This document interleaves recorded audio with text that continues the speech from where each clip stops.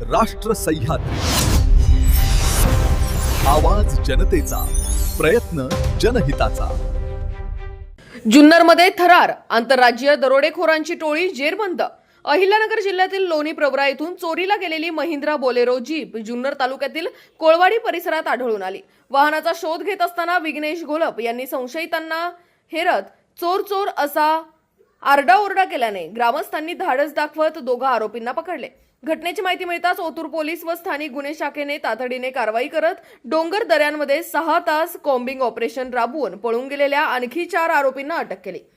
पोलिसांनी 6 सराईत गुन्हेगारांना जेरबंद करत एक गावठी पिस्टल, जिवंत काडतूस, घातक हत्यारे आणि चोरीची बोलेरोसह तब्बल 14,87,820 रुपयांचा मुद्देमाल जप्त केलाय।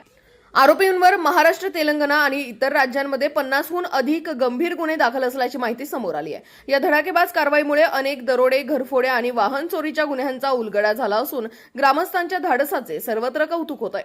राष्ट्र सह्याद्री न्यूज साठी प्रतिनिधी सोमनाथ डोळे। राष्ट्र सह्याद्री,